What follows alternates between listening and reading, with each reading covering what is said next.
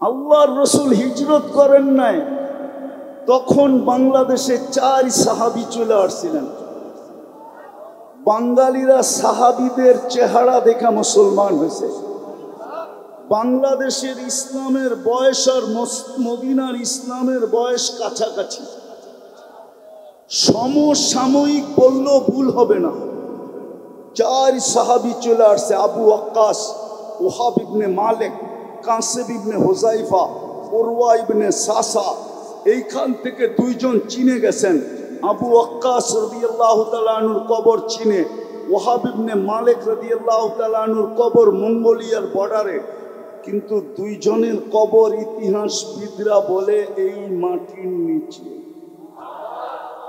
এই জন্যই মাটির নিচে একটা আধ্যাত্মিক শক্তি লুকানো আছে। একটা কথা বলেই ফেলি, মিডিয়া দিয়ে চলে যাবে। এই মাটি নিয়ে যারা খেলতে চায় না, এই মাটির বৈশিষ্ট্য হলো বেশি দিন খেলতে দেয় না। হয়তো মাটি তাকে কিক মেরা দেয়, কিক বুঝেন, হয়তো বোল্ড আউট করে, নাইলে রান আউট করে, নাইলে ক্যাচ আউট করে, নাইলে ছক্কা মাইরা বাউন্ডারির বাহিরে করে। এটা হলো এই মাটির বৈশিষ্ট্য। কেননা ওই আধ্যাত্মিক শক্তি মাটির নিচে লুকায় আছে। এই জন্য আমার বিশ্বাস, দুনিয়ার কোনো পরা শক্তিও যদি আমি আমার ভিতর থেকে বলতেছি এই মাটিতে আসতে চায়, তাহলে আমার বিশ্বাস এই মাটিতে টিকবে না। কেননা এই মাটির নিচে এক আধ্যাত্মিক শক্তি আছে, যেটা ইতিহাসের পাতা খুঁজলে পাওয়া যায়। আরেকটা বাহ্যিক শক্তি আছে। বাংলাদেশে 40,000-এর উপরে হেফজোখানা আছে। সুবে সাদেক হওয়ার 1 ঘন্টা আগে এরা ঘুম থেকে ওঠে। বাংলাদেশের এই লাল সবুজের পরিধিটাকে এরা আধ্যাত্মিক সুরক্ষার চাদর দিয়ে ঢাকে। তারপরে কোরআন পড়তে বলে, কোরআন পড়তে বসে। এই জন্য যত দুর্যোগ আসুক বাংলাদেশে, এই বয়সে তো বহুতবার দেখলাম 10 নম্বর মহাবিপদ সংকেত। কেননা ভালো মতে আওয়াজ না, আবহাওয়াবিদদের কাছে 10-এর উপরে কোনো সংখ্যা নাই। 10 মানে কিয়ামত। এই পর্যন্ত বহুতবার উঠাইতে দেখলাম, কিন্তু কয়েকটা কলা গাছ ব্যতীত আর কিচ্ছু পড়ে না, ঠিক না? একবার আমি নিজে ছিলাম, বুলবুল যখন আসে তখন 10 নম্বর মহাবিপদ সংকেত ছিল। আর বুলবুল প্রথম ঢুকছে পাথরঘাটা দিয়া, বরগুনা। ওই রাত্রে আমি পাথরঘাটা ছিলাম, 10টা-12টা টিনের নিচে ছিলাম। আমার সাথে আরো লোক ছিল মসজিদে। সারা রাত্র দেখতেছিলাম যে বুলবুল ঢুকতেছে, ভাবতেছিলাম কি না কি হয়। কিন্তু সকালবেলা যখন ঢাকার উদ্দেশ্যে রওনা দিছি, রাস্তায় শুধু কয়েকটা কলা গাছ পড়া পাইছি, আর কিচ্ছু পাইনি। আরেকটা যুক্তি দিতেছি, আপনি দেখবেন যতগুলা বড় বড় ভূমিকম্প বাংলাদেশে আসছে, সবগুলা শেষ রাত্রে আসছে। 7.8, 6.5, 6.2, 6.1, যতগুলা বড় বড় ভূমিকম্প আসছে সব শেষ রাত্রে। একটাও আপনি প্রথম রাত্রে দিনে দেখাইতে পারবেন না। যখন এটাকে সুরক্ষার চাদর দিয়া ঢাইকা দেওয়া হয়, তখন এই ভূমিকম্পটা আসে। কেননা দেওয়ালে বল মারলে দেওয়াল ভেদ করা সম্ভব না। হয়তো স্লিপ খায়া ডাইনে যাবে, নাইলে বামে যাবে, নাইলে যেদিক থেকে আসছে ওই দিকে পিছনে রিপিট করবে, ঠিক না? পিছনে ফিরা যাবে, ঠিক না? বাংলাদেশের ভূমিকম্প ঠিক এরকমই, আজ পর্যন্ত কোনো বিপর্যয় হয় না। আর আমি বইলা বেড়াই, বাংলাদেশ নড়ে চড়ে পড়ে না, কোনো দিন পড়বে না ইনশাআল্লাহ। কেননা মাটির নিচেও এক আধ্যাত্মিক শক্তি আছে। বাহ্যিক 40,000 হেফজোখানার সুরক্ষা আছে। 2.5-3 লক্ষ মসজিদের কথা বাদ দিলাম, এই দেশের সাথে আল্লাহর একটা মোহাব্বত আছে। কি আছে? নাইলে এই দেশটা বাঁচার কথা না। হ্যাঁ হ্যাঁ, আপনি দুনিয়া ঘুরেন, তারপরে দেখেন সারা দুনিয়া এটাই বলে এই দেশটা টিকা আছে কি করে। আমি আপনাদের এইখানে লোক নিয়ে আসবো আর এলাকার ভিতরে ঢুকাবো, এলাকার পরিবেশ দেখা ও ভাইগা বাহির হয়ে যাবে যে আমি 2 ঘন্টা থাকলে নিজেই মরে যাবো। আর এইগুলা মাসের পর মাস টাকরা বেচা আছে। বরং আরেকটা মজার খবর দিমু, হ্যাঁ দিমু, 2020-এ যখন অ্যান্টিবডি চেক করা হয় তো আমাদের তেজগাঁও বস্তিতে অ্যান্টিবডি পাওয়া গেল 75। কত? আর গুলশানে পাওয়া গেল 65। বস্তিওয়ালার অ্যান্টিবডি গুলশানওয়ালার থেকে 10 বেশি। কত বেশি? কত? মনে হয় কিচ্ছুই বোঝেন না। আল্লাহর রহমত আছে আমাদের সাথে। বিদায় আমি আমার আসল জায়গায় আসি। যাত্রী, চলমান যাত্রা প্রস্তুতি কতটুকু একটু ভাবি। 24 ঘন্টা ভোগ করি আল্লাহটা। আমি প্রযুক্তি দিয়ে মিলায় দিতে পারবো ডেলি 1 কোটি টাকা বিল আসবে। 1 কোটি টাকা যদি আল্লাহ বিল ধরতেন এই দেহটা চালানোর জন্য, ডেলি 1 কোটি টাকা বিল আসবে। যদি অল্প অল্প করে ধরি, যদি পার শ্বাসে আল্লাহ 1 টাকা না 1 পয়সা বিল ধরতেন, ডেলি 1600 টাকা বিল দিতে হইতো।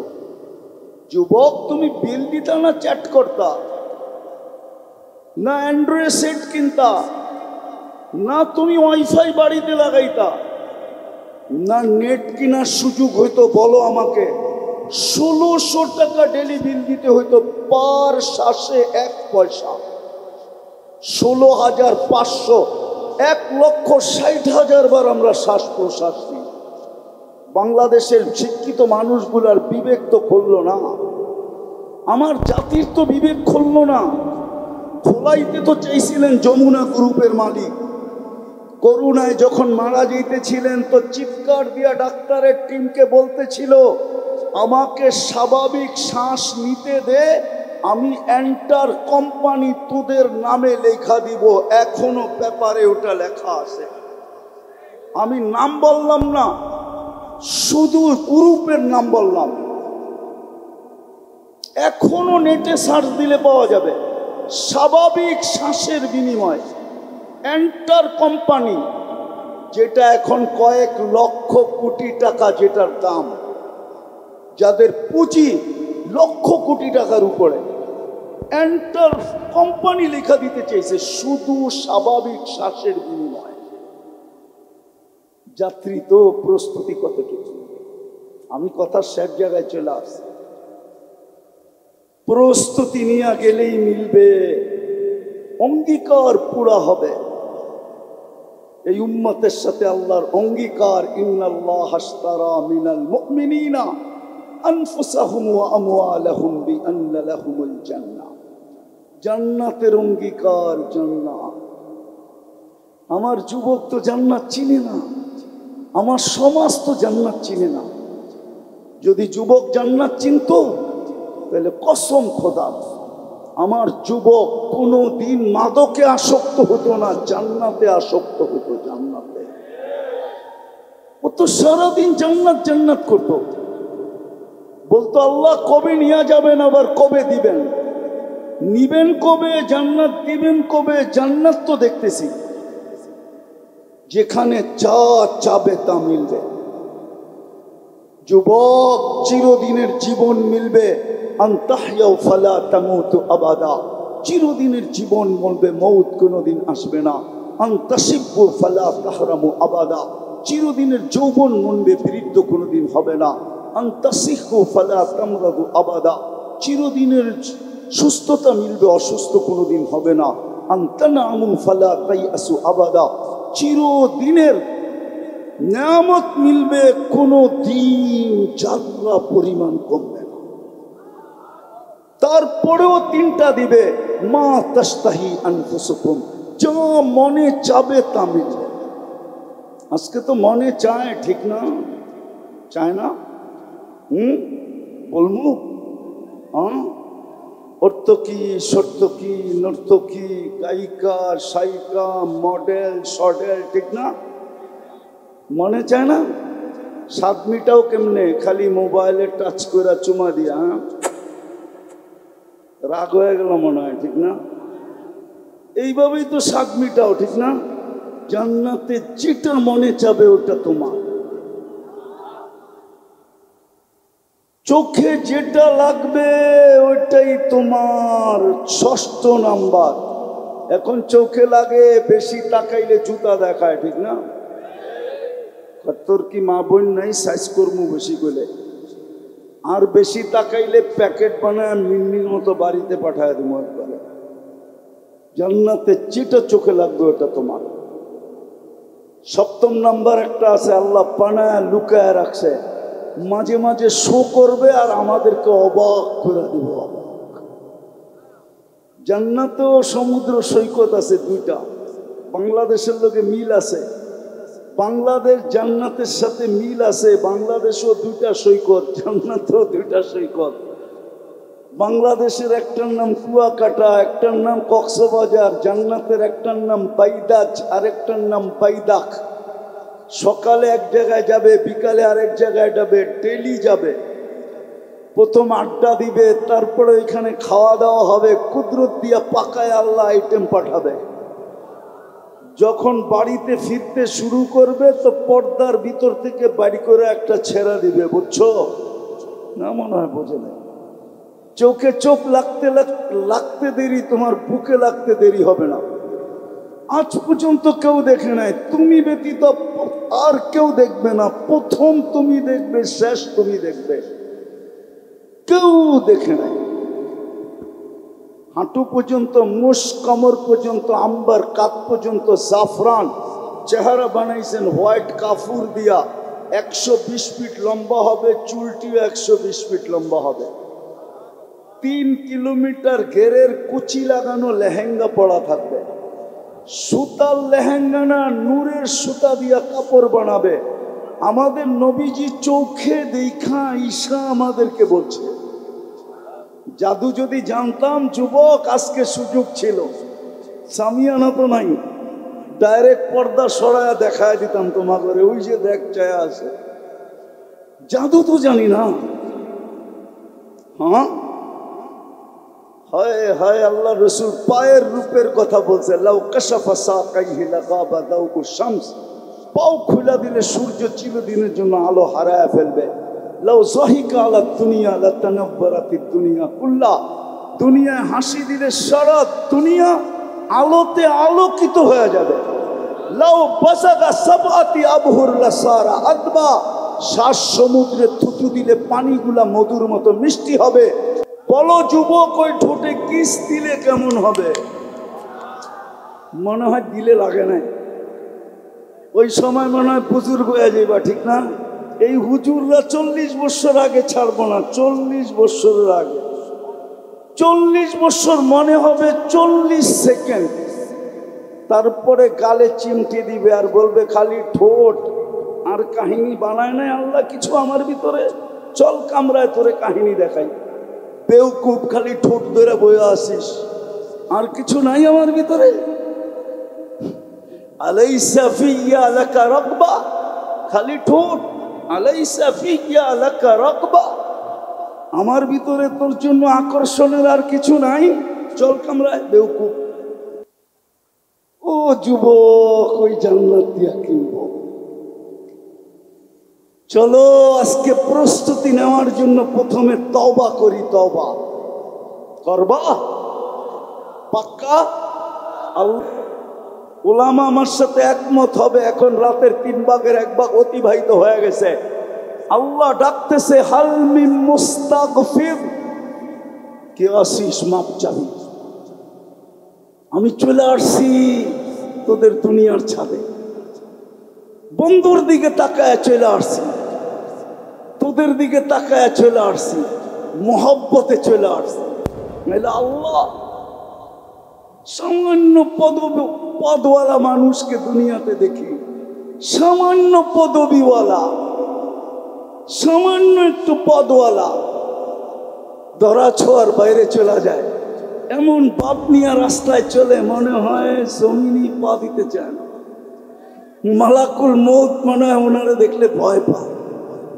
আর আল্লাহ 99 পদের মালিক শুধু আল্লাহ, যিনি রহমান, যিনি রহিম, যিনি মালিক, যিনি কুদ্দুস, যিনি সালাম, যিনি মুমিন, যিনি মুহাইমিন, যিনি আজিজ, যিনি জব্বার, যিনি মুতাকাব্বিরুল খালিকুল বারিউল মুসাব্বিরুল গফফারুল কাহ্হারুল ওয়াহ্হাবুর রাজ্জাকুল ফাত্তাহুল আলিমুল কাবিদুল বাসিতুল খাফিদুল রাফিউল মুইজ্জুল মুদিল্লুস সামিউল বাসীরুল হাকামুল আদলুল লতীফুল খবীরুল হালিমুল আযীমুল গফুরুল শাকুরুল আলিকুল কবীরুল হাফিজুল মুকিতুল হাসিবুল জলিলুল করিমুল রকিবুল মুজিবুল ওয়াসি আল হাকিমুল ওয়াদুদুল মজিদুল বাঈতুল শহীদুল হকুল ওয়াকিলুল কবিয়ুল মতিনুল ওয়ালিকুল হামিদুল মুসি আল মুবদি আল মুঈদ আল মুহয়ি আল মুমীত আল হাইয়্যু আল কাইয়্যুম আল ওয়াজিদ আল মাজিদ আল ওয়াহিদ আল আহাদ আল সামাদ আল কাদির আল মুক্তাদির আল মুকদ্দম আল মুআখ্খার আল আউয়াল ওয়াল আখির আল যাহির الباطن